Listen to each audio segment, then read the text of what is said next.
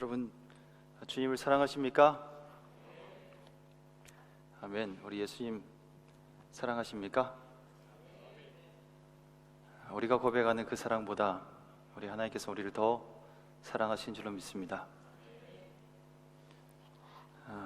오늘 여러 상황 가운데 여러분 있을 텐데요, 예배하는 가운데 우리 예수님 만나고 또 예수님으로부터 그 하나님의 응답을 받는 그런 귀한 시간 되어주길 바랍니다.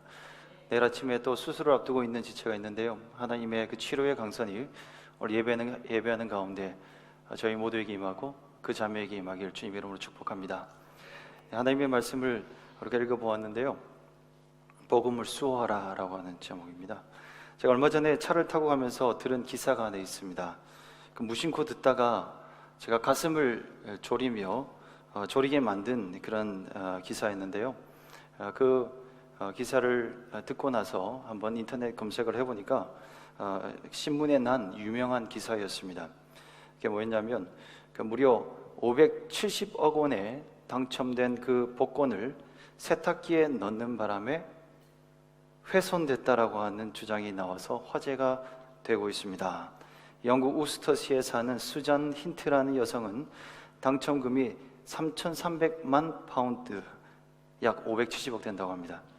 에 달하는 로또 복권 1등에 당첨되었다고 주장하고요. 그러나 하지만 복권 용지가 일부 훼손되어서 당첨금 수령 가능성이 낮은 것으로 알려졌다라고 합니다. 복권이 여러분 570억 원이 당첨이 됐는데 그 복권을 청바지 뒷주머니에 넣고 세탁기에 돌린 걸 나중에 발견하게 되었다. 여러분 심정이 어떻습니까? 엄청나겠죠, 여러분. 와, 그런 일이 일생 동안에 일어날 수 있겠습니까? 그런데 실제로 일어났다고 합니다. 여러분, 생각하는 것만으로도 해도 이건 아찔한 순간이 될 텐데요, 좋은 것을 가지는 것 중요한 일이에요. 복권을 갖기 위해서 그 자매가 얼마나 노력을 했는지 모르겠어요. 그래서 소망을 가지고 샀겠죠. 그리고 복권에 당첨을 됐습니다. 근데 복권을 당첨되는 것도 중요하지만 그것을 소유한 채 그 상태를 유지하는 것, 그것을 보관을 잘 하는 것은 우리에게 더 중요한 것이 될 수 있습니다.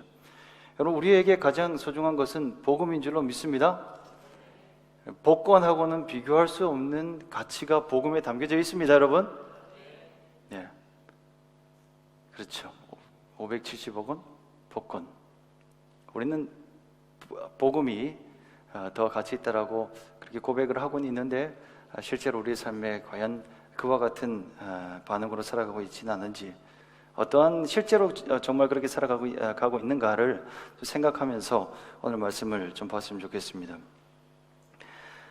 복음서에서 예수님께서는 하나님의 나라를 이 보물에 비유해서 설명하곤 하셨습니다. 마태복음 13장 말씀에 감추인 값진 보화와 진주라고 이 복음의 복음을 그렇게 설명하고 있습니다.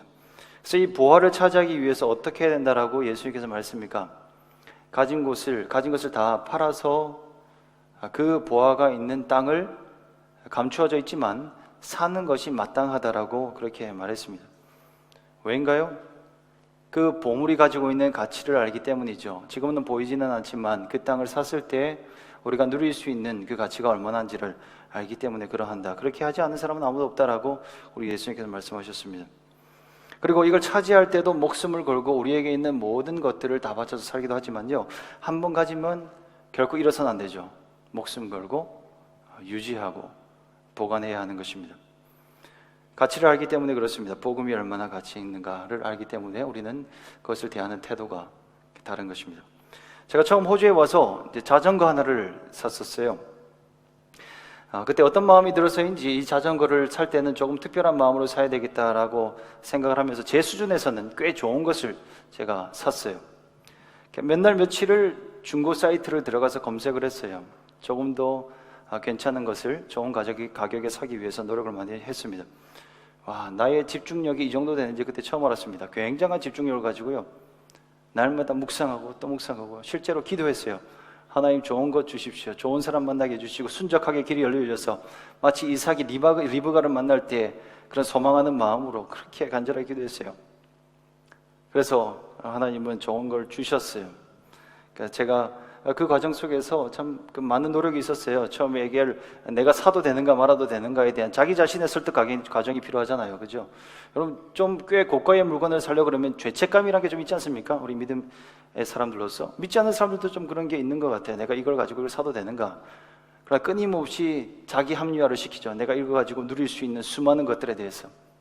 그죠? 내가 건강하면 더 많은 걸 할 수 있고 또 내가 이 시간에 다른 짓 하지 않고 더 하나님과 가까운 그런 시간을 자전거를 통해서 가지고 있지는 않을까, 그런 생각을 제가 했어요. 그러면서 자기 설득 과정 걸치고 제 아내도 설득하고 그래서 샀습니다. 그러니까 시드니도 자전거를 탈 수 있는 좋은 환경이 갖춰진 곳이 있지만요, 퍼스는 더 잘 되어 있어요. 시드니에 사시는 시민 여러분, 슬퍼하지 마십시오. 기분 나빠하지 마십시오. 대부분의 것들은 시드니가 더 좋습니다, 여러분, 솔직하게 말해서. 그러나 이 자전거 타는 거는 퍼스가 더 좋아요. 가보신 분들은 알겠지만 이게 전철이 가는 그 모든 곳에서는 이 자전거 도로가 있거든요. 그러니까 있고 또 중간에 도시 가운데로 흐르는 강가가 있는데 그 강으로 연결되어지고 대부분의 주거지로 그 자전거를 타고 갈 수 있어요. 그래서 제가 그걸 사고 나서 얼마나 기뻤는지 몰라요. 그걸 타고 아침마다 저녁마다 강변으로 가면서 하나님과의 교제 시간을 실제로 가졌어요. 처음 해외 생활을 하면서 여러분 좀 쓸쓸한 마음들도 들 수 있잖아요. 어떻게 내가 여기서 살 수 있을까라고 하는 걱정도 들 수 있는데 그 자전거를 타고 곳곳을 누비면서 훨씬 더 그 도시와 이 나라와 친해질 수 있는 그런 계기가 되었어요. 그리고 그 무엇보다 하나님과 교제했어요. 믿어주십시오, 여러분. 저는 그렇게 했습니다. 그 바람을 맞으면서 하나님, 이걸 만드셨군요. 또 하나님 이 땅도 나에게 주십시오. 그러면서 기도하기도 하고 참 좋은 그런 기억이 있습니다. 누구도 빼앗을 수 없는 그 쉼의 시간이었어요. 자전거 타고 가면서는 누가 저에게 전화 걸어도 잘 컨택하지 못하고 그렇게 집중해서 운동도 하고 하나님도 만나고 했었어요. 새벽기도 갈 때도 타고 갔었어요, 여러분. 교회 갈 때 새벽기도 갈 때도 웬만하면 타고 갔어요. 시내 갈 때도 타고 갔고요. 하여튼 너무너무 좋아했어요. 보면 기뻐요. 보면 하루가 조금 스트레스 있는 일들이 있다 하더라도 집에 가서 그거 자전거 딱 보면 마음이 기뻐요. 색깔이 빨간색이었거든요. 그래서 제가 이름도 지어줬어요. 비웃지 마십시오. 이름하여 적토마. 빨간색이었거든요. 비웃는 분 계신데 저에게는 그랬습니다. 의미가 있는 자전거였습니다. 그렇게 좋으니까 어떻게 하겠습니까? 이제 그냥 좋은 걸로 끝나면 되는데 일반적인 자전거와는 다르게 제가 대우를 해줬어요. 제 몸처럼 마치 아껴줬어요. 그래서 자전거를 타고 가다가 있잖아요, 그 물이 있는 곳을 만나잖아요. 그럼 피해서 갔어요. 그 정도는 할 수 있다고 생각 들어요. 타고 가다가 모래가 조금 많이 있고 좀 먼지가 있고 나무가 있잖아요. 그럼 튀어서 내 자전거에 맞을까 봐 들고 간 적도 있어요. 여기까지도 괜찮았어요. 그런데 이 자전거를 제가 어디다 주차하냐면 저희 집 안에다가 주차를 해뒀어요. 주차를 해두니까 이제 문제가 생기는 거예요. 저희 식구가 그 자전거를 볼 때마다 저에게 한마디씩 하는 게, 저거 언제 치울 거냐, 밖에다 갖다 두면 안 되냐, 그런 얘기를 하면 그런 얘기 평소 때도 하는데요. 언제 더 많이 하냐면 손님들이 올 때 그런 얘기를 해요. 손님들이 오는데 이게 거실에 놓여 있거든요. 이제 집 공간이 그렇게 넓지 않은 공간이었기 때문에 그걸 안 보이게 주차를 해둘 수는 없었어요, 집안에. 그래서 다 보이는데 신발 두는 데다 뒀었는데 사람들이 보면 좀 이상하잖아요. 우리 그 성도님들이 와서 이거 들어오는데 자전거 붙어 있으면 웃기잖아요. 그래서 좀 치워달라 그러면 제가 어떻게 하겠어요? 어떻게 그런 말을 할 수 있냐? 내 몸과 같은 자전거인데 밖에다 내놓으라 그러냐? 남편을 밖에다 내다 두지 그러냐? 그런 얘기를 했어요. 그러면서 어떻게 했습니까? 제가 바로 그 자전거를 들고 치우긴 치워야 되니까 이제는 안방에다가 제 침실 옆에다가 놔둬줬어요. 실화예요. 좀 심했죠, 여러분? 근데 저는 그때 심한 줄도 모르겠어요. 당연한 줄 알았어요. 누구나 그렇게 하는 줄 알았습니다. 여러분, 그때 제가 깨닫게 됐어요. 사랑하면 잃지 않는다는 거예요. 사랑하면 잃어버리지 않습니다. 많은 분들이 이 자전거를 타시면서 걱정하시는 게 있어요. 도난에 대해서 걱정해요. 자전거 도둑이 특별히 더 많은 것 같아요. 타고 가버리는 거예요. 그래서 걱정들 하시죠. 그럼 제가 그 앞에서는 바로 말하지는 않지만 속으로 생각해요. 당신의 그 자전거를 향한 애정이 적은 것입니다. 도둑이 많은 게 아니라 그 사랑이 적은 거예요. 사랑하면요, 그리고 그것이 얼마나 가치 있는지 알면요, 잃어버리지 않아요. 얼마나 창의적으로 바뀌는지 몰라요. 그거 안 잊어버리려고요, 안방에다 놔둬. 창의적인 거 아니에요, 여러분? 누가 안방에다가 자전거 놔두겠어요? 침실 옆에다가. 사랑하면 그렇게 하는 거예요, 잃어버리지 않기 위해서. 지켜내는 게 사랑인데, 물론 그렇게 제가 잘 보관을 하다가 한 1년 정도 잘 타다가 제 둘째가 낳고 2주 만에 사실 팔아버리긴 했습니다, 다시. 여러분, 어쨌든 간에 이렇게 사랑하는 게 사랑인데요, 사랑하면 지켜내죠. 근데 잃어버리는 것은 진짜 사랑하는 게 아니죠. 진짜 사랑하는 게 있으면 끝까지 지켜내는 거예요. 오늘 바울이요, 이 예루살렘에 갔던 그 이야기에 대해서 설명해 주고 있는데, 이 바울의 메시지를 통해서 우리가 알 수 있는 것은 이거예요. 바울은 이 복음을 수호하려고 하는 집념하에 그의 모든 인생이 움직여지고 있고, 그의 말과 행동에 그런 목적이 복음을 수호하려는 것이었다라고 하는 것입니다. 왜 그렇겠습니까, 여러분? 바로 바울에게 있어서는 복음이 가장 소중한 것이었기 때문이었습니다. 바울에게 복음이 어떤 의미였겠습니까? 복음을 알지 못할 때는 그는 그리스도를 핍박하는 자리에 있었습니다. 자신의 영혼은 구원받지 못한 채 어떻게 했습니까? 죽음 가운데 있음에도 불구하고 하나님의 백성이라고 생각을 하면서 복음을 믿고 주님을 따르는 자들을 핍박했고 죽이는 자리로 나아갔습니다. 결국 예수님을 핍박하는 자리에 있었습니다. 그래서 바울은 이 사실을 잊지 않고 있었어요. 그가 어떠한 죄인이었는지, 얼마나 소망 없는 사람이었는지를 알고요, 그리고 그런 죄인 중에 괴수였던 자신을 살린 그 복음, 그리고 그 복음이 나를 살렸을 뿐만 아니라 다른 사람을 살리는, 사람을 죽이는 자리에 있었던 자신이 사람을 생명을 살리는 그런 사명자의 자리로 나아갈 수 있었던 것이 바로 복음이었다라고 하는 사실을 알았기 때문에 그는 이것이 얼마나 가치 있는지를 알았습니다. 저와 여러분 동일하게 이 바울의 마음이 오늘 예배드리는 저와 여러분에게 있으시길 주님의 이름으로 축복합니다. 복음이 가장 가치 있는 것이 되어야 됩니다. 다른 어떤 것보다요. 복음이 우리에게 생명을 주었고, 복음만이 우리에게 능력이 되어지기 때문입니다. 복음만이 하나님의 나라를 이 땅 가운데 가지고 올 수 있는 유일한 통로가 되어지기 때문입니다. 그러면 이 복음을 보호해야 되는 것에 대해서 오늘 사도 바울은 그의 그 삶과 말씀을 통해서 우리에게 알려주고 있는데, 무엇으로부터 보호했습니까? 첫째로는 율법주의의 공격으로부터 복음을 보호해야만 했습니다. 갈라디아 교회는요, 바울이 1차 선교 여행 중에 설립한 교회였습니다. 바울은 갈라디아 교회에 그리스도를 믿는 복음만이 하나님의 백성이 되는 조건이라고 선포하였고, 그리고 그 갈라디아 사람들은 그 바울의 복음, 그가 전하는 그 메시지를 진지하게 받아들였고 마음을 열고 복음을 믿었습니다. 그리고 우상 숭배에서 돌이켜서 오직 한 분 하나님만을 섬기게 되었고, 이제 성령을 체험하고 하나님만을 예배하는 그런 삶을 살게 되죠. 그래서 교회가 탄생된 것입니다. 그런데 바울이 갈라디아 교회를 떠나고 나서 얼마 되지 않아서요, 자신들을 그 예루살렘 교회의 대표라고 소개하는 한 부류의 사람들이 생겨났어요. 이 4절에 보면, 오늘 본문 4절에 보면 가만히 들어온 자라고 표현하고 있는데, 이 사람들은 유대에서 온, 예루살렘에서 온 유대주의자들이었습니다. 이 유대주의자들이 침투하여서 갈라디아의 그리스도인들을 그들의 거짓 복음으로 설득하기 시작했습니다. 뭐라고 설득했냐면, 바울이 전한 복음은 완전한 복음이 아니다라고 말하는 거예요. 바울이 부분적으로는 복음을 전하기는 했지만, 그러나 바울은 자기가 전할 때 쉬운 복음으로 바꾸어서 증거하였다라고 그들은 주장하기 시작했습니다. 왜냐하면 그들이 말하는 근거는 예루살렘에서 복음을 증거하는 사도들이었는데요, 사도들은 율법의 의무 그리고 할례에 대해서 강조하는 그런 분위기가 있었기 때문이었어요. 예루살렘에서 사역하던 사도들의 특징이 그러했습니다. 그래서 이런 가만히 들어온 유대주의자들의 설득은요, 굉장히 설득력이 있었어요. 왜냐하면 그들의 마음 안에도 성경을 읽으면 읽을수록, 또 특별히 구약의 말씀을 읽을수록 여전히 율법을 수행해야만 하는 것이 아닌가 하는 의문이 그들의 마음 가운데 들었기 때문에요. 설득력이 있었습니다.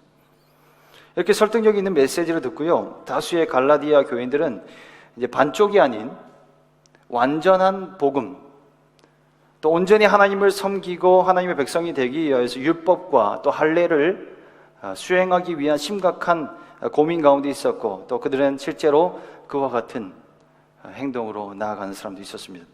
그것이 어떤 결과로 이어졌냐면 그 갈라디아 교회 안에 분열로 이어지기 시작했어요. 그래서 바울은 이에 대한 소식을 듣고 이 갈라디아서를 쓰기로 작정하고 지금 계속해서 율법주의자들에 대한 경고로, 율법주의에 대한 경고로 말씀을 이어나가고 있는 것입니다. 오늘 그 예루살렘 회의에 참석한 그 내용을 갈라디아서에 쓰고 있는 이유가 또 있습니다. 여러분, 예루살렘 회의에 바울이 가게 된 이유가 무엇이었습니까? 그것은 안디옥 교회에 있었던 한 논쟁 때문이었는데, 할례 논쟁 때문이었어요. 예수를 믿지만 하나님 백성 되기 위해서는 하나님이 그때 말씀하셨던 그 이스라엘 백성의 조건의 할례를 받아야 된다라고 주장하는 무리가 나왔기 때문이에요. 예수님을 믿어도 또다시 필요합니다. 그래서 예루살렘 공회에서 있었던 그 내용들을 상세하게 기록함으로 인해서 더 이상 그 예루살렘에서 온 유대주의자들의 그 주장의 근거를 송두리째 뽑아버리는 결과를 기대했던 거예요. 유대주의자들이 지금 주장하는 근거가 예루살렘에 있었던 사도들 그리고 그들의 가르침이었거든요. 근데 예루살렘에 바울이 가서 그들과 대화했던 내용들, 또 그들과 함께 회의했던 내용의 결과를 증거하는 것은 그들 가운데 있었던 그 가만히 들어온 그 무리들의 거짓을 드러내는 아주 확실하고 좋은 그런 논지였을 것입니다. 여러분, 우리가 호주에서 살면서 잔디 관리를 참 많이 하는데요. 잔디를 우리가 관리할 때 잡초들이 참 많이 나죠. 저희 집도 하나님의 은혜 가운데서 참 이 잔디가 넓은 집으로 가게 됐어요. 한국 사람들한테 저희 집을 사진 찍어서 보여주면요, 놀래. 와, 대저택에서 사는구나. 굉장히 호주 가서 성공했구나, 우리 친구들 보면. 근데 저와 여러분은 알죠. 그것이 결코 성공이 아니라는 것을 알죠. 힘들죠, 그냥. 힘만 들. 집은 조그마한데 그 코너 집 잔디 굉장히 넓어요. 한번 좀 프로페셔널 잔디 깎는 분이 저희 집에 와서 한번 깎는데요. 그분이 그렇게 얘기하더라고요. 시드니에서 본인이 개인 집으로서는 봤던 집 중에서 제일 잔디가 넓다. 축복이라고 믿고는 있는데 힘들긴 합니다. 그래서 이 잔디를 관리하면서 저희가 느끼는 것은 뭐냐면 잡초가 나는 게 참 고역이죠. 어려운 일이죠. 잔디가 나면 그 잡초가 나면 어떻게 됩니까? 뿌리채 뽑아야 되죠. 잎사귀만 잘라내고 가지만 꺾고 그렇다고 해서 문제가 해결되는 것 아니죠. 조금 싹이 나는 거 보이면 싹을 잘라버려야 되는 거죠.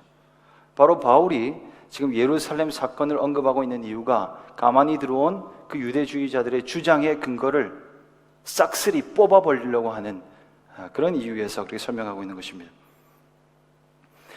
여러분, 율법주의자들의 공격은요 굉장히 끈질겼습니다. 끊임없이 따라다녔습니다. 오늘날 우리에게는 이 율법주의자의 공격이 없을까요? 지금 우리에게는 없을까요? 하나님을 더 잘 섬기기 위해 구약율법도 지켜야 된다고 하는 무리도 없을까요, 여러분? 저는 만나본 것 같아요. 군대 생활하면서 안식교 다니는 한 전우를 만나서 얘기를 하는데 참 신앙심도 좋은 것 같았어요. 교회를 다닌다고 해서 얘기를 하는데 얘기하는 중에 하나님을 섬기기 위해서 구약의 율법도 섬겨야 된다고 하는 주장을 하더라고요. 이단들이 그렇게 주장들을 합니다. 그런데 그런 이단들뿐만 아니라 오늘날 교회 안에도 그와 같은 주장을 하는 분들이 죄송하게도 있습니다. 여러분 안에도 있을 수 있습니다. 여러분의 마음 안에도 있을 수 있고 여러분이 만나는 지체 안에도 있을 수 있습니다. 여러분, 예를 들면 그런 것입니다. 주일 성수. 주일 성수를 우리가 어떻게 생각해야 하는가? 여러분, 주일 성수를 결코 안식일의 개념으로 이해하면 안 됩니다. 많은 분들이 그렇게 기도도 하고 그렇게 가르쳐요.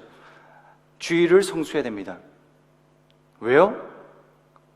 안식일을 거룩히 여기고 지켜야 되는 것이 10계명의 네 번째 계명이기 때문입니다라고 그렇게 근거를 대며 설득을 합니다. 그럼 그게 맞는 말일까요? 혹시 그렇게 생각하셨던 분이 있다면 죄송한 말씀입니다만 그건 사실이 아닙니다. 결코 우리는 주일 성수를요 안식일의 개념으로 생각하면 안 됩니다. 헌금도 마찬가지예요. 그러니까 처음 세례를 주고 교육을 할 때 그 내용 가운데 있거든요. 그리고 세례 교인이 되려고 그러면 헌금을 해야 됩니다. 근데 그렇게 헌금을 할 때 그것도 만약에 우리가 율법의 개념으로 가르치고 있다면 우리는 잘못 가르치고 잘못 이해하고 있는 것입니다. 우리 신앙생활을 함에 있어서 어떠한 것이 된다 하더라도 우리가 생각할 때 아무리 중요해 보이는 신앙의 요소를 할지라도 만약에 우리가 율법적인 요소로 그것을 행해야만 하나님의 백성이 되어져야 된다, 구원의 조건으로 우리가 생각을 한다면 우리는 율법주의적인 사고로 생각하고 있는 것입니다. 교회 일도 마찬가지예요. 교회 일을 행함에도 있어서 이것은 결코 율법적으로 접근해서는 안 돼요. 교회 일을 행해야 믿음 생활을 제대로 하는 것입니다. 교회를 열심히 하고 주일을 열심히 해야 하나님 나라에서 축복을 받을 수 있습니다. 구원을 받을 수 있습니다. 결코 사실이 아닙니다. 여러분, 우리 주님을 섬김에 있어서 주일을 필요로 해서 모든 헌금 그리고 주님의 사역을 섬김에 있어서 우리의 태도는요 감사로 해야 되는 거예요. 은혜에 대한 감사. 주일은 그런 거예요, 여러분. 주일이 왜 생겼습니까, 여러분? 그 부활을 기념하기 위해서 그 사도들이 그 부활 후 첫째 날을 특별한 날로 정하긴 했습니다. 그러나 그날은 지금 우리의 개념으로 주일을 성수해야 됩니다. 주일을 일을 하면 안 됩니다. 돈 쓰면 안 됩니다. 이 개념으로 그들은 주일을 만든 게 아니에요. 한번 생각해 보십시오. 그들이 주일날 돈을 안 썼겠어요? 그들이 주일날 일을 안 했겠어요? 일했어요. 안식 후 첫날은요 휴일이 아니었어요, 여러분. 그때 당시에 그 이스라엘 문화에서 그 주일은 지금 개념의 일요일이 아니었다니까요. 일하러 나갔어요, 여러분. 지금도 저를 이상한 눈으로 쳐다보는 분이 있는데 일하러 나갔다니까요. 일하러 나가서 그들이 일하고 오셨어요. 그 많은 제자들, 수많은 사람들이 그 주일날 일을 열심히 하고, 그러나 그날이 부활을 기념하는 특별한 날이기 때문에 그날 저녁에 모여들었어요. 어떠한 특별한 집에 모여서 이렇게 모여서 그 만나니까 어떻습니까? 모여서 배가 고픈, 일을 하고 보니까 배가 고프잖아요. 당시 초대교회 공동체 안에는 다양한 부류의 사람들이 있었거든요. 종으로 살아갔던 신분의 사람들도 있었어요. 우리가 서신서를 보면 알 수 있는 것처럼요. 종의 신분으로 살아갔던 사람도 있었어요. 그 종으로 살아가니까 얼마나 일이 고되겠어요. 그러니까 와서 어떻게 식사를 먼저 했겠죠? 제가 추측해 보는 거예요. 하나님의 말씀에 근거해서 식사하면서 떡을 떼는 일을 가장 먼저 했을 거예요. 그러다가 하나님의 은혜 가운데서 그 떡을 떼고 예수 그리스도의 그 몸과 살과 피를 기념하는 그 성찬의 의식 이후에 어떻게 했습니까? 하나님께 감사의 찬송을 드렸겠죠?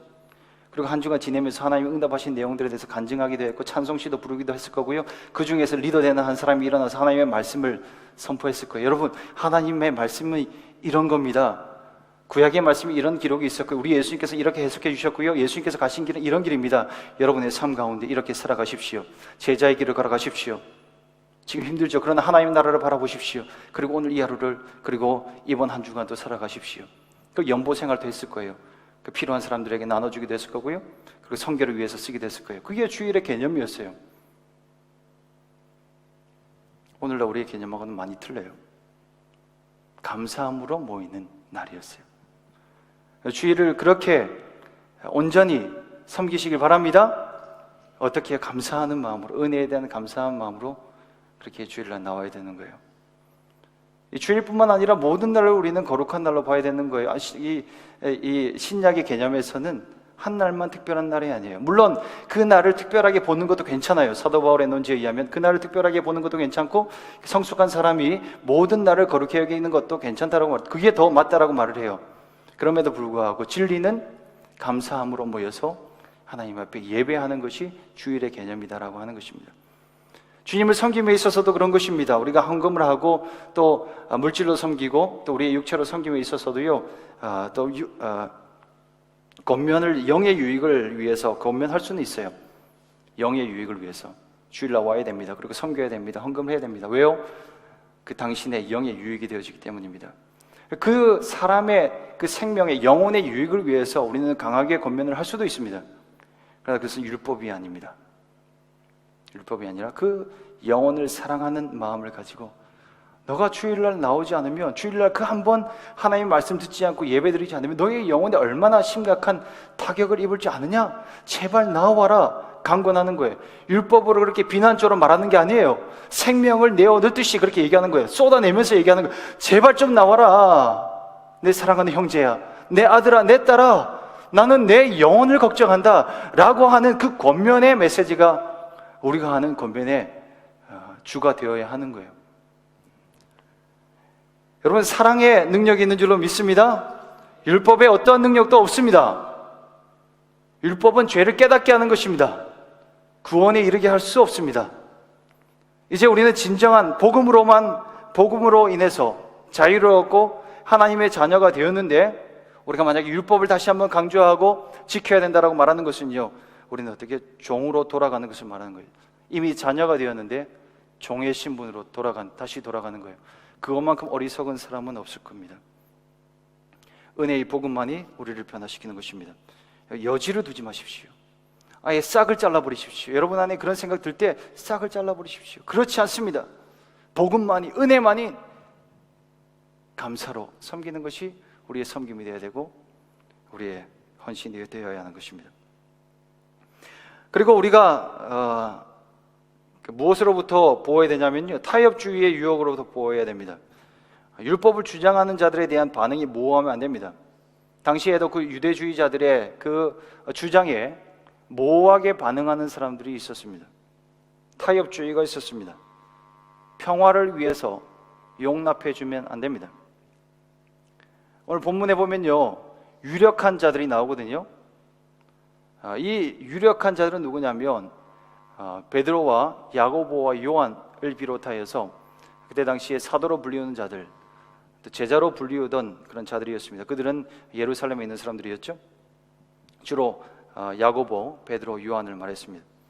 그 유력한 자들의 말은 진리처럼 받아들여졌습니다. 주님의 분명한 말씀, 또 교회의 반석, 기둥이라고 하는 우리 주님의 칭찬을 받고 선포를 받았기 때문에 그렇게 생각을 했었습니다. 그래서 그들의 말이라면 따르는 것이 당연한 것처럼 받아들여졌습니다. 그런데 바울은 그 유력한 자들과 토론하기 위해서 예루살렘으로 갔습니다. 그리고 자신이 전하는 그 복음, 또 예수 그리스도의 그 복음만이 진리다라고 하는 것을 증명하기 위해서 갔습니다. 타협이 없습니다. 아무리 유력한 자라고 하더라도 바울은 타협하지 않았습니다. 만약에 인간적으로 그가 사역을 했다면, 또 정치적으로 교회를 이루어 가려고 했다면 그는 어떻게 해야 됐겠습니까? 머리 숙이고 가야 했을 것입니다. 타협하고 들어가야 했을 것입니다. 그러나 바울은 당당하게 갔습니다. 당차게 가서 토론하는 것입니다. 왜 그렇습니까, 여러분? 바울이 믿고 있었던 그 예수 그리스도의 복음, 그 하나님의 복음은 누구와도 타협할 수 없는 것이었기 때문이었습니다. 우리가 지난번 그 말씀에 보았던 것처럼 1장 8절 말씀에 이렇게 기록하고 있죠. 무서운 말씀입니다. 우리나 혹은 하늘로부터 온 천사라도 우리가 너희에게 전한 복음 외에 다른 복음을 전하면 저주를 받을지어다 라고 선포하고 있습니다. 여러분, 교회 안에서 유력한 자들이 있을 수 있습니다. 유력한 자들의 말이라고 해서 무턱대고 신뢰하지 마시기 바랍니다. 저는 여러분에게 불신을 조장하는 것이 아닙니다. 복음만을 수호하기 위해서 여러분에게 권면하는 것입니다. 복음을 믿고 신뢰하고 따르게 하기 위해서 말씀드리는 것입니다. 여러분, 생각을 하고 말을 드려야 되는 것입니다. 복음인지 아닌지 분별할 수 있어야 되는 것입니다. 여러분, 타협할 생각하지 말고 복음의 정통성을 지켜나가는 저와 여러분, 또 시드니 중앙 장로교회 되시길 주님의 이름으로 축복합니다. 복음을 끝까지 지켜내야 하는 것입니다. 여러분, 그렇습니다. 교회의 전통이 복음을 공격할 때도 있을 수 있습니다. 교회 전통이라고 하는 것은요, 대부분의 경우에 좋은 영향을 줄 수 있어요. 공동체를 유지하는 아주 좋은 틀이 될 수도 있습니다. 그러나 아무리 그것이 좋은 것이고 우리 공동체를 유지하는 것처럼 보인다 하더라도 복음의 정통을 위협하는 것이라면 과감히 깨뜨릴 수 있어야 하는 것입니다. 오늘날 우리가 이렇게 복음의 정통성을 지키기 위하여 타협하지 않고 걸어가야 됨에도 불구하고 쉽지 않은 이유가 있습니다. 그것은 관용의 정신이라고 하는 것이 우리에게 너무나 익숙한 덕목으로 자리 잡고 있기 때문이에요. 관용의 정신은 오늘날 현대 그리스도인들에게 너무 큰 도전의 모습으로 다가오고 있습니다. 타협주의를 만들어내고 있습니다. 우리는 어릴 때부터 도덕 시간에 배워왔어요. 관용해야 된다. 관용은 좋은 덕목이다. 중도를 지켜야 된다. 정반합, 토론해야 된다. 그래서 타협을 찾아야 된다. 하나 주면 하나 받아야 된다. 그런 세상의 논리를 많이 배워왔습니다. 그리고 인류의 평화를 위해서 용납해야 된다라고 하는 대의적 명분을 배워왔습니다. 그리고 특별히 오늘날 우리가 살아가고 있는 이 시대가 어떤 시대예요? 포스트 모더니즘 시대 아닙니까? 이 시대는 절대 진리를 거부하는 시대예요. 절대 호용하지 않아요. 사랑을 말하며 평화를 말하며 율법주의자들도 포용해야 된다라고 말하는 사람도 있어요. 뭐 그렇게까지 딱딱하게 신앙생활을 할 필요 있어라고 말을 합니다. 혼자 유별나게 신앙생활을 하는 것처럼 그렇게 티내게 하냐? 그렇게 얘기하죠. 여러분, 그들이 하는, 또 우리를 향하여서 하는 말하는 내용들이 또 있는데요. 세계 역사 가운데에서 문제를 일으켰던 사람들은 바로 너와 같은 사람들이다. 분리주의자들, 근본주의자들, 근본주의자들이 문제야, 그렇게 얘기하죠. 여러분, 맞습니다. 당연히 우리는 죄인을 향한 포용력이 있어야 됩니다. 교회는 문턱이 낮아야 됩니다. 누구든지 들어와서 어떤 죄를 지었던 사람이라도 와서 주의 복음을 들을 수 있는 기회를 우리는 줘야 됩니다. 그러나 복음을 공격하는 도전으로부터는 한치의 양보도 있어서는 안 되는 것입니다. 여러분, 근본주의자라고 하는 말은요, 지식인들 사이에서는 욕이에요. 이거보다 큰 욕은 없어요. 꽉 막힌 사람, 꼴통. 동일한 언어예요. 동일한 단어. 뇌가 없는 사람, 논리가 통하지 않는 사람, 지식이 짧은 사람, 그런 사람을 근본주의자라고 지식인들을 말을 해요. 폭력적인 사람들. 욕이에요, 이건. 그런데 여러분, 우리는 고신교단에 있잖아요. 정통신학을 고수하는 보수신학 가운데 있잖아요. 저희들을 보고 뭐라고 부르는지 아십니까? 많은 신학자들, 많은 수많은 진보주의적인 교회에 있는 사람들은 저희를 근본주의자로 부르고 있습니다. 우리는 그런 사람들이에요. 그럼에도 불구하고, 우리가 그런 욕을 들음에도 불구하고, 그런 수치스러운 일을 당함에도 불구하고 복음의 수호를 위해서라면 복음을 위한 근본주의자라고 자처해야 될 줄로 믿습니다. 아멘, 여러분. 예, 복음을 위한 근본주의자가 우리는 될 수 있어야 됩니다. 그런 얘기를 듣는다 하더라도 두려워하지 마십시오. 그러면 이 복음을 수호하기 위해서 우리는 어떤 태도로 나아가야 되겠는가? 복음을 수호하기 위해서 우리는 대가 지불이 필요합니다. 가치 있는 것을 위해서 대가를 지불하고 또 그걸 지켜내기 위해서 대가를 지불하는 수고로움이 필요합니다. 여러분이 가장 지켜내기 위해서 노력하는 것이 무엇입니까? 여기 제가 호주 와서 참 한동안 이해하는 데 어려웠던 것이 학교 시스템이었거든요. 보니까 픽업을 계속 하러 다니는 거예요. 왜 저렇게 시간을 낭비하면서 픽업을 하러 갈까 했는데, 보니까 이제 이 법이 그렇게 정하고 있기 때문이기도 하고, 법이 그렇게 정하고 있는 이유는 이 자녀들을 보호하기 위해서 그렇게 하는 거죠. 픽업하고 보호하기 위한 그런 법들이 많더라고요. 이 자녀 픽업을 위해서 가는 거 굉장히 큰 헌신이에요. 그런데 우리 엄마들, 아빠들은 그 헌신 마다하지 않고, 수고로움 마다하지 않고 갑니다. 어떤 중요한 약속이 있다더라도 아이를 데리러 가기 위해서는 당장에 발길을 돌려서 가는 것이죠. 가족을 지키기 위해서, 자녀를 지키기 위해서 그렇게 하는 것입니다. 가장들도 그렇죠. 여러분들이 알게 모르게 여러 가지 포기들을 하고 살아갈 것입니다. 우리 특별히 남자들에게는 욕구가 있죠. 어떤 욕구입니까? 더 남성스러워지고 싶어하는 그런 욕구가 있지 않은가 생각을 합니다. 그래서 특별히 그 오토바이에 대한 여러분 욕망 있지 않습니까? 오토바이를 타고 다니는 사람들 보면 대부분의 남자들은 처음부터 끝까지 다 보죠. 헐리 데이비슨 같은 그런 그 큰 소리 내면서 지나간 오토바이 있으면 대부분의 남자들은 처음부터 끝까지 봐요. 저도 이제 그거 지나갈 때마다 보고 있거든요.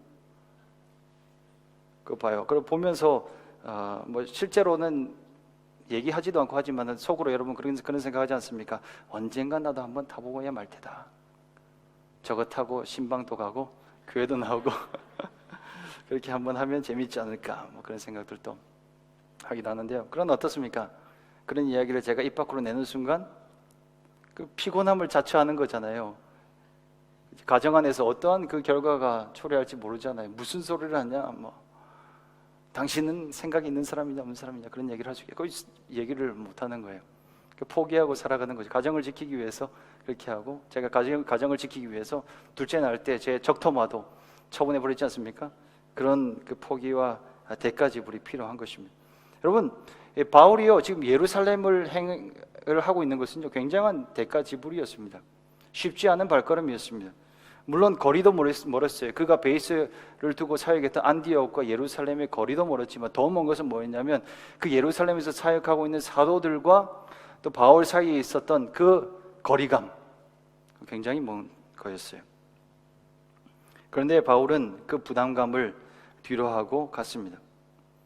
신학적인 견해가 예상되어서 부딪힘이 당연히 예상되었거든요. 그럼에도 불구하고 그는 갔습니다. 부담스러운 여행이었지만 한 걸음에 달려갔습니다. 그럼 예루살렘은 모든 교회의 모교회 아닙니까? 그런데 그 모교회인 예루살렘 교회가 성향이 보수적이었어요. 예루살렘이라고 하는 특수성이 있었죠. 왜냐하면 유대인들이 대부분이었기 때문에 유대인들에게 복음을 전하기 위해서 좀 율법에 대해서 관용적인 자세로 나갔던 그런 분위기였었습니다.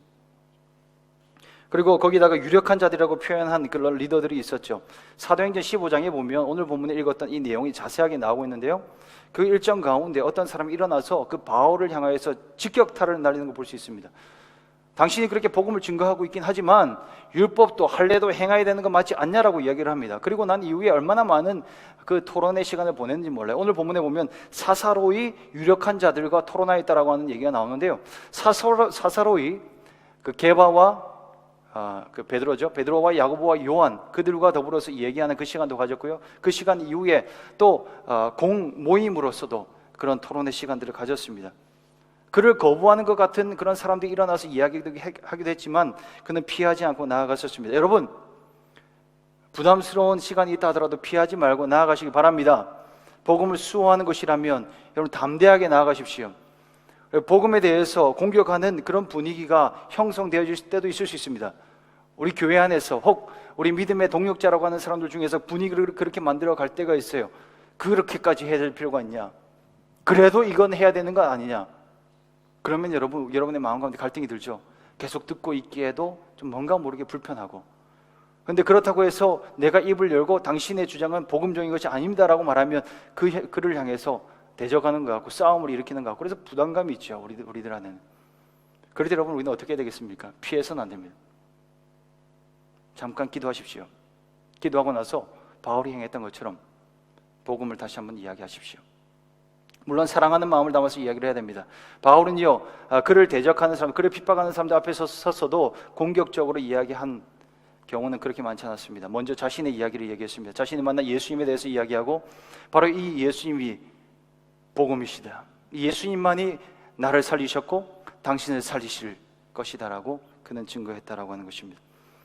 여러분, 그렇게 대가지불하면서 복음을 수행해내시기 바랍니다. 그렇게 하시고요, 더불어서 우리가 행해야 될 태도는요, 적극적인 태도로 좀 나아갈 필요가 있습니다. 수동적인 태도뿐만 아니라 우리가 적극적인 태도로 나아가야 되는데, 그것은 복음 전파를 적극적으로 하는 것입니다. 틈만 나면 복음을 증거하는 것입니다. 바울이 그러했던 것처럼 바울과 베드로가 만납니다. 그러고 나서 그들의 결론이 있었어요. 뭐냐면 베드로 당신은 할례자를 위한 사도고 나 바울은 이방인을 위한 사도입니다 라고 서로 인정하고 친교의 악수를 하고 헤어졌다라고 하는 것입니다. 무엇을 보고 그렇게 했겠어요? 그 사도행전 말씀과 오늘 본문 말씀을 통해서 알 수 있는 건 서로의 사역을 보고 그렇게 했던 거예요. 베드로를 비롯하여서 수많은 사도들은요, 그 사도 바울의 사역을 봤어요. 그가 증거하는 복음의 증거를 받고 그 복음의 증거의 열매들을 봤어요. 복음을 증거할 때 복음이 수호되어지는 것입니다. 방어만으로는 충분하지 않습니다. 선을 행함으로 악을 뛰어넘으라라고 하는 그 성경의 말씀을 우리가 복음 전파에도 동일하게 적용할 수 있어야 하는 것입니다. 그래서 복음 전파를 해야 되는데 복음 전파 쉽지 않죠. 그래서 여러분들이 이 전도 폭발 세미나에 등록해 주셔서 감사하게도 저희 교회에서 하게 됐거든요. 감사합니다. 이런 그 배움의 기회가 있을 때 하는 거 중요하다고 생각하고요. 그리고 스스로도 복음 전파에 대한 준비를 하고 살아갈 필요가 있습니다. 복음은 매는 신이라고 하지 않습니까? 준비된 신, 복음의 그 평안의 신발, 그 신발을 준비한 것을 신고 우리는 언제 어디서든지 복음을 증거할 수 있는 자가 되어야 하는 것입니다. 마지막으로 복음 전파의 태도는요, 복음 전파뿐만 아니라 복음적인 삶을 사는 것을 통해서 수호된다라고 하는 것입니다. 갈라디아서 2장 10절 말씀 마지막 부분에 보면 이 가난한 자들을 향한 그 사역, 구제 사역에 대해서 베드로가 바울에 대해서 부탁하는 것을 봅니다. 그들이 바울에 대해서 부탁했고 바울은 언급하기로 나는 원래부터 그 일에 대해서 힘써 왔었다라고 이야기하고 있죠. 이게 무엇입니까? 그는 복음을 증거할 뿐만 아니라 복음적인 삶을 살아갔었습니다.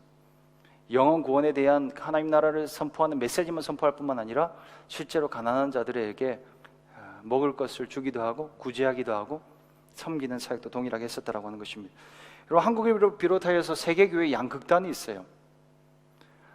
이 보수적인 성향을 가진 그 교회에서는요, 텍스트에만 집중을 해요. 성경 공부, 그리고 늘 복음 선포에 대해서는 굉장히 노력을 많이 하고 집중을 하는데, 그러나 컨텍스트, 우리 그 사람들의 연약한 부분들을 돌보는 실제적인 구제 사역에는 좀 약한 부분들이 분명히 있어요. 그런데 또 어떤 한 극단은 있습니다. 좀 진보적으로 사회를 도보려고 정의를 외치는 그런 교회와 교단들에서는 지나치게 그쪽으로만 바라, 사람에게만 초점을 맞춰서 바라봐요. 너무 인간 중심적이에요. 인본주의적이에요. 그래서 하나님이 잘 드러나지 않을 경우들이 많이 있어요. 복음이 드러나지 않아요. 그게 문제죠. 균형이 필요해요. 둘 다를 우리는 해야 되는 거예요. 복음을 선포하며 수호하면서 살아가야 되고요, 더불어서 우리는 구제하며 또 복음적인 삶을 살아가야 하는 것입니다. 이 둘 모두를 고려하면서 적극적으로 복음을 수호해 내야 하는 것이죠. 여러분, 말씀의 결론입니다. 우리가 보고 있는 이 복음, 바울이 증거하는 복음, 이것은 우리에게 보화인 줄로 믿습니다. 그 어떤 것보다 가장 값진 보화입니다. 우리에게 생명을 주기 위해서 자기 목숨을 아끼지 않은 예수님의 피값입니다. 이 가치를 기억하시기 바랍니다. 이 가치를 기억한다면 이 복음을 향하여 대하는 태도가 달라지게 될 것입니다. 복음은 우리에게 생명입니다. 끊임없이 공격이 있어요. 마귀의 공격이 있어요. 복음이 증거되는 것 마귀가 제일 싫어합니다. 복음이 수호되어지는 것 마귀가 가장 싫어합니다. 그래서 율법주의의 공격으로, 관용주의의 그 타협주의의 공격으로 지금도 여전히 우리 안에 있는 복음을 빼앗아가려고 다가오고 있어요. 그러나 여러분, 복음을 잃지 않으시기 바랍니다. 어떤 대가를 주고서라도, 어떤 희생을 치르고서라도 간직할 가치가 있는 것이 우리의 복음인 것입니다. 이것이 우리의 생명을 주는 것이고, 또 복음이 있는 곳, 우리가 복음을 가지고 나아가면 분명히 우리가 가는 그 곳곳마다 복음이 살아서 역사하는 그런 역사를 보게 될 줄로 믿습니다.